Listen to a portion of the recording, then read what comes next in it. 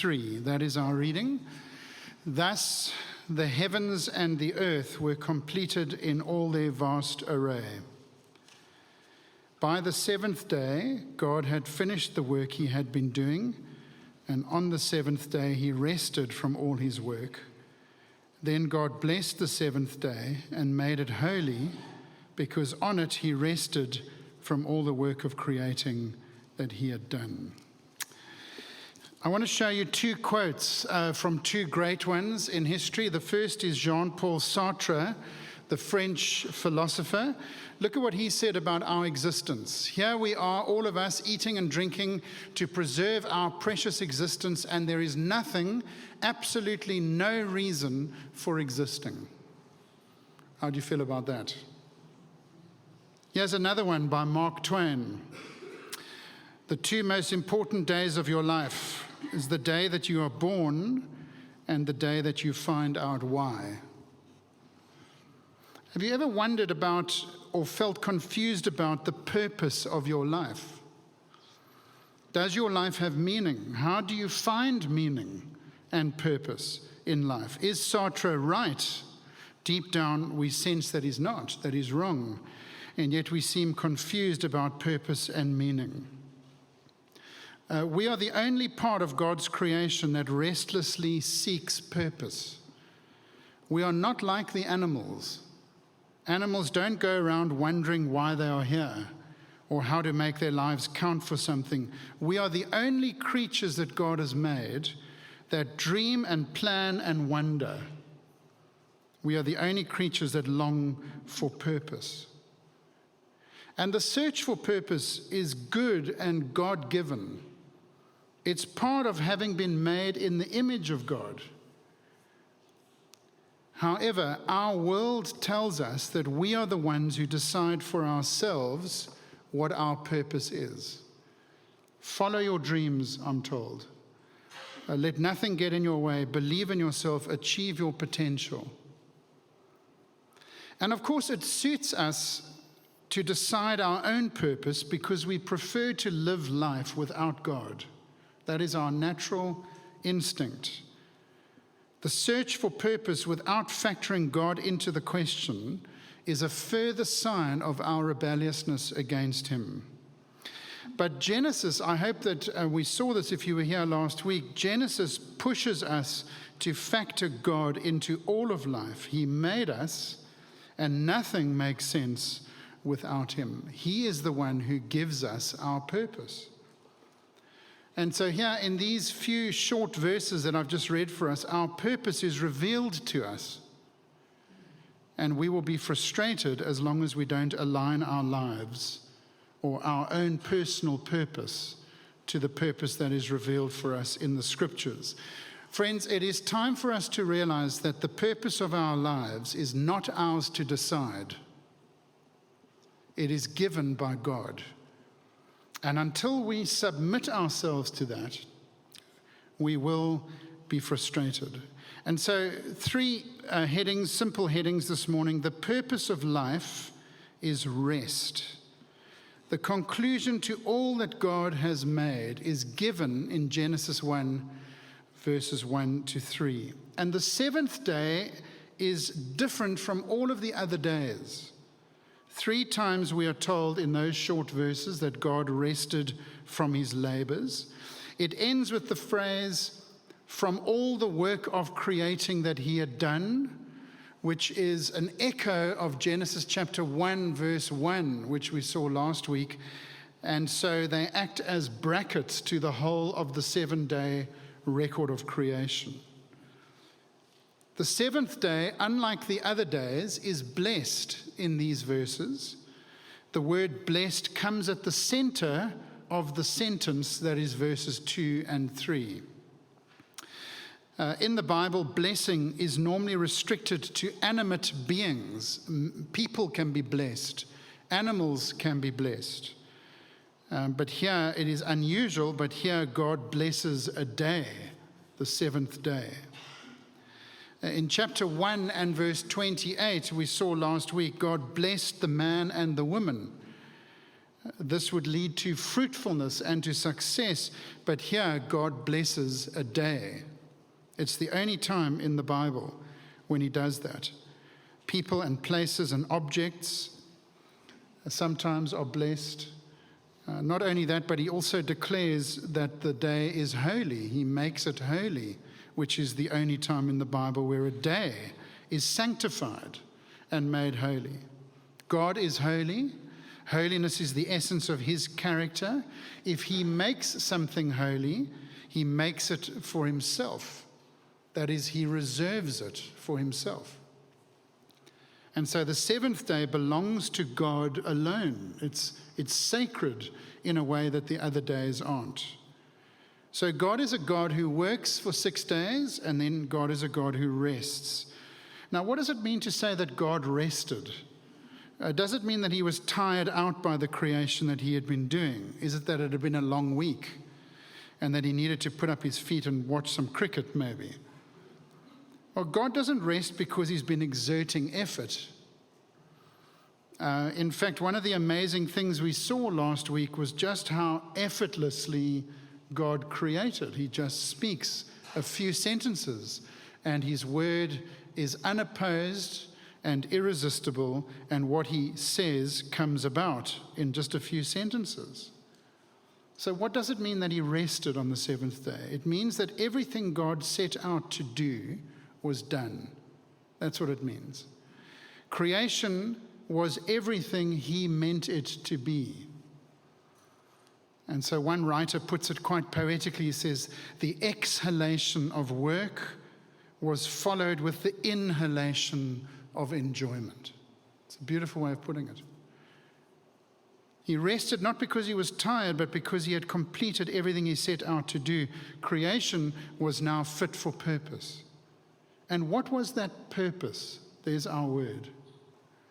The purpose of all of creation, including us, the purpose of your life is rest. Now, what do I mean? Well, let's dig into this a little bit. If you look carefully, you'll see that there's been a change in the way that the seventh day is described. Unlike the first 6 days, there's no, and there was morning and evening the 8th day. And the reason for that is that the seventh day, this period of rest, was never meant to end. In chapter 2, verses 4 to the end of chapter 2, that's next week. I hope you won't miss next week when we see in more detail God creating the man and the woman and then marrying them at the end of the chapter. It's not to be missed next week. But what we'll see in verses 4 to 25 is a description of that never-ending state of affairs of rest in God's creation. It shows us what rest looks like.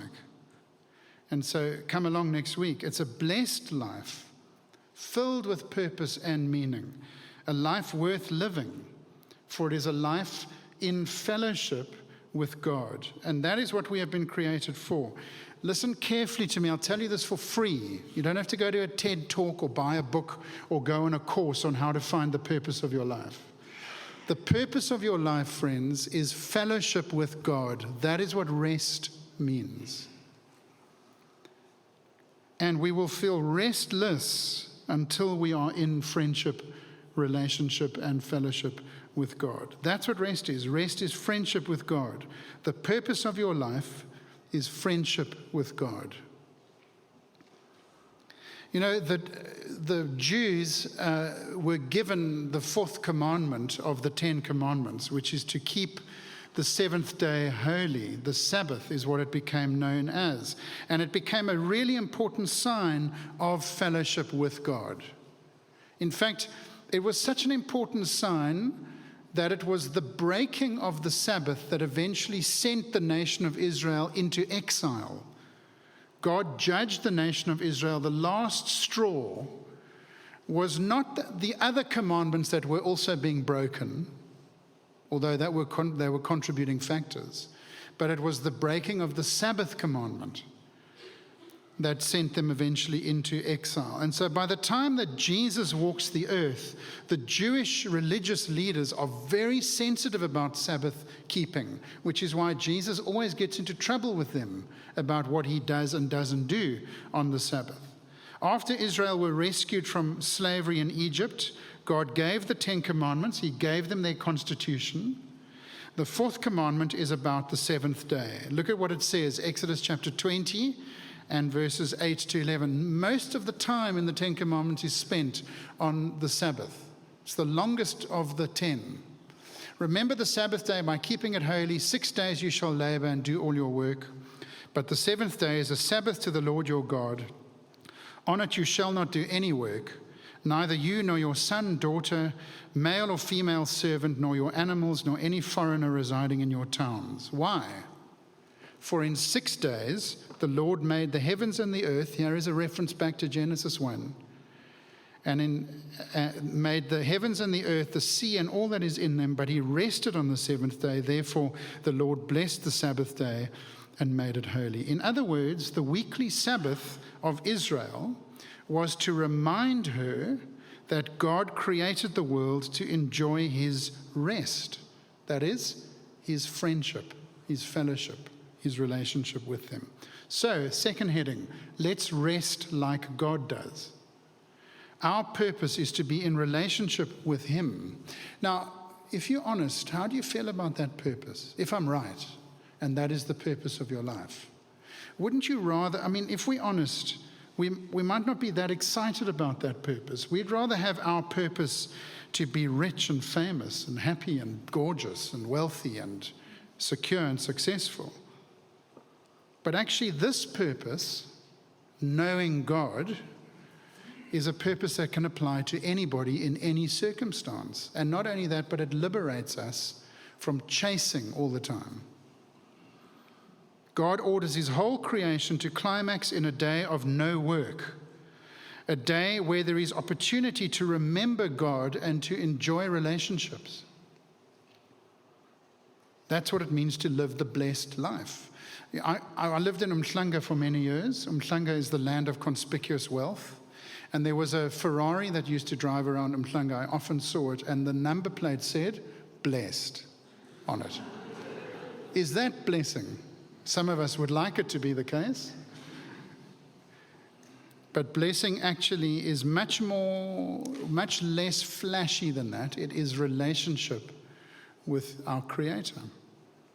And it's a reminder to us that nothing created can give us purpose. Only the one who created all things, and relationship and fellowship and friendship with him, is what gives us purpose. All created things come to an end. That Ferrari one day will land up on a rubbish heap, won't it?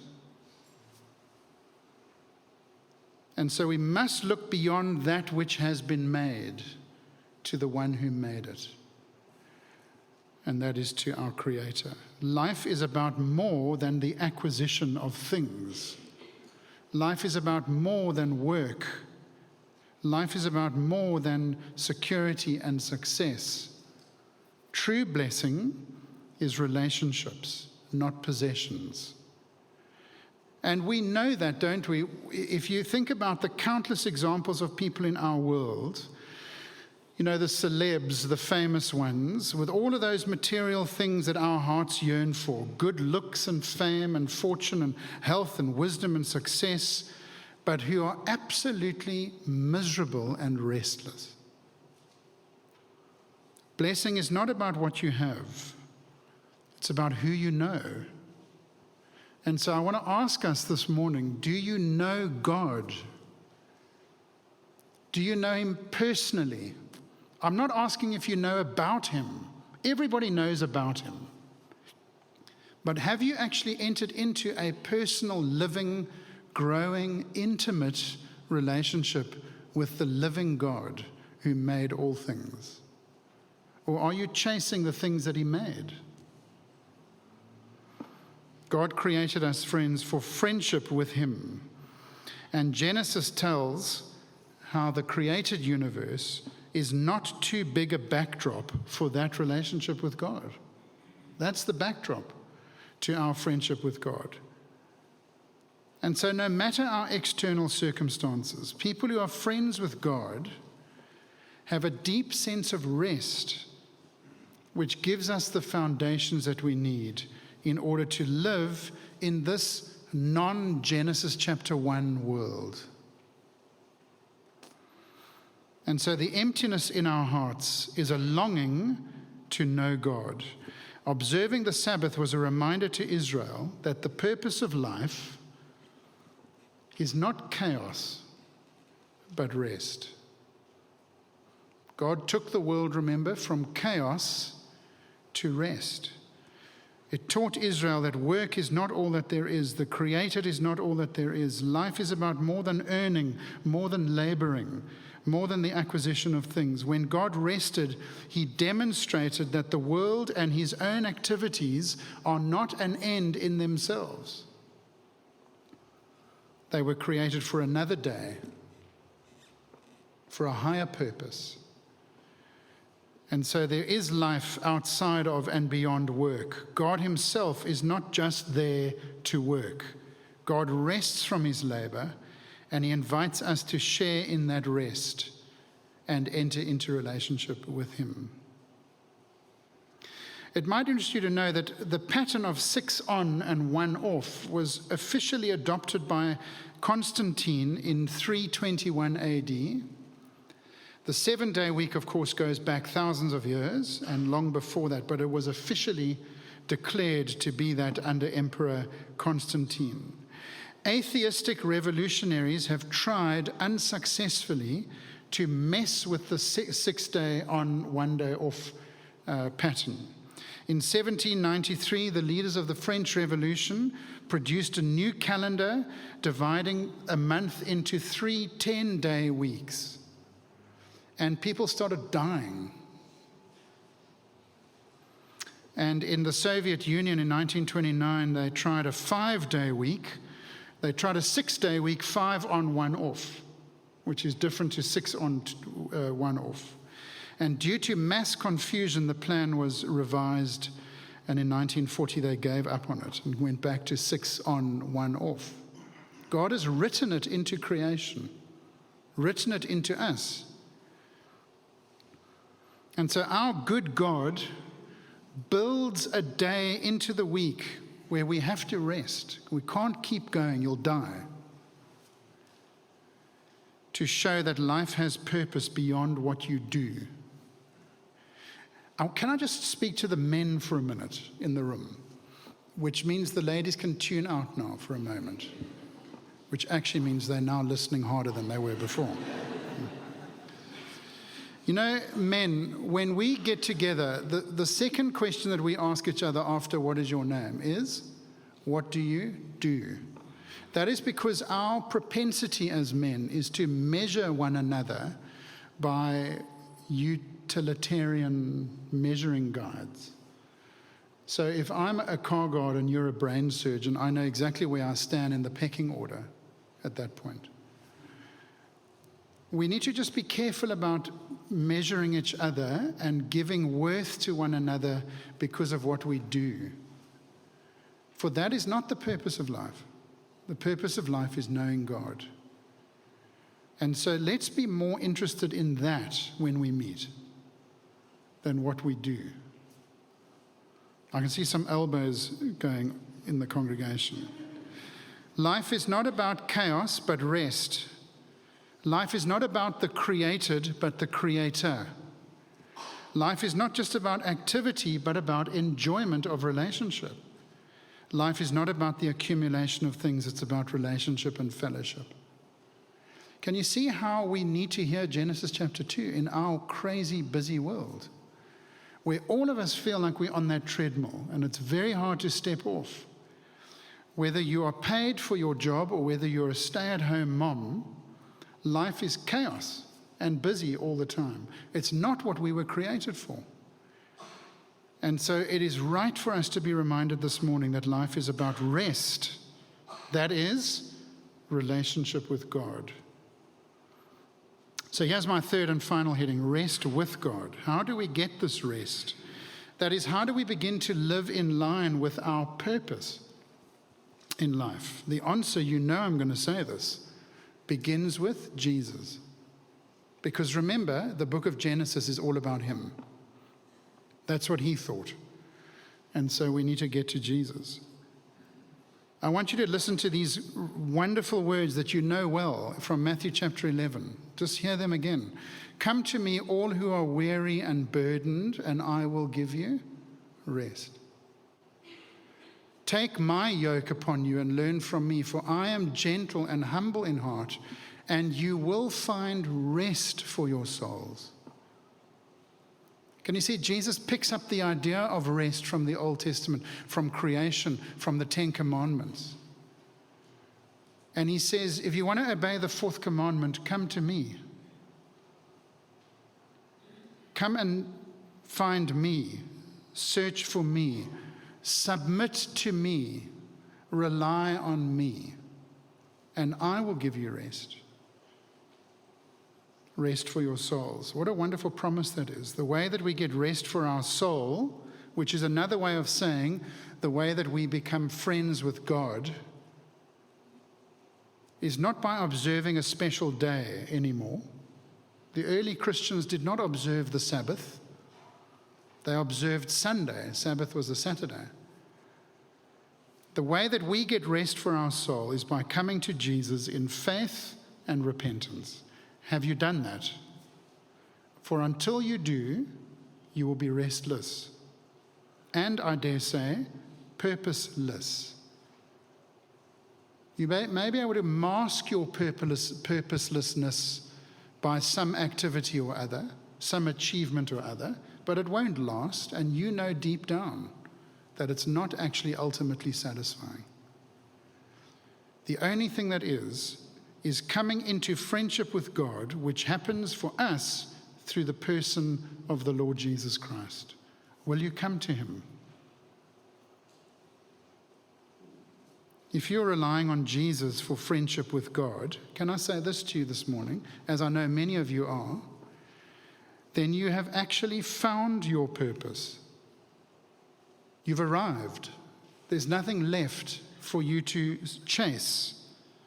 You don't have to be successful or beautiful or healthy or wealthy to be friends with God. Anybody can be friends with God. And the minute you enter into that relationship through Jesus, you've arrived. You can get off the treadmill of searching for purpose and meaning in your life. Just come to Jesus, rely on his work on the cross to bring you rest. And so we come to him with nothing in our hands. We've got to just stop working when we come to Jesus and rely on his work. His death on the cross provided everything necessary to secure friendship with God. There's nothing left to do. Just receive it. Look at what the writer to the Hebrews says. He says, there remains then a Sabbath rest for the people of God. He doesn't mean 1 in 7 there. He's talking about relationship with God. There remains then a Sabbath rest for the people of God. For anyone who enters God's rest also rests from their works, just as God did from his. And when you do, friends, when you do that, when you come to Jesus and you stop working, stop trying to earn favor with God, when you do that and you just receive what he has done on our behalf, your life has meaning and purpose. There is no need to follow your heart, chase your dream, reach your full potential. Knowing Jesus is enough. He's done everything necessary to bring us into friendship with God. So if you are trusting Jesus, you know God. You have found your purpose. You have arrived. Relax. Rest. You don't have to go on a quest to find your life's purpose. You can stop chasing. You can get off the treadmill. Your life's purpose is to know Jesus and to just grow in that knowledge of him. That's it. And let's rejoice with that. the privilege of being friends with the Almighty God who made the heavens and the earth. Friendship with God is what makes us fit for purpose. And so let's nurture that. Let's prioritize that friendship. Let's remember that all of the other created things that we find our hearts longing for can't satisfy. Knowing Jesus really is enough for us to live a fulfilled and a meaningful and a purposeful life. But if you are not a Christian and you're here this morning, that restlessness inside of you is a longing for God. That's what it is.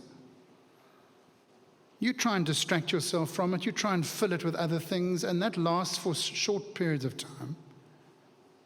Everything disappoints. Everything ends. Nothing actually fulfills. What you are longing for is God. And the great news that I have to declare this morning is that He is still open for business. If you will come to Jesus, you will get rest. And so will you do that? Let's bow our heads for a moment.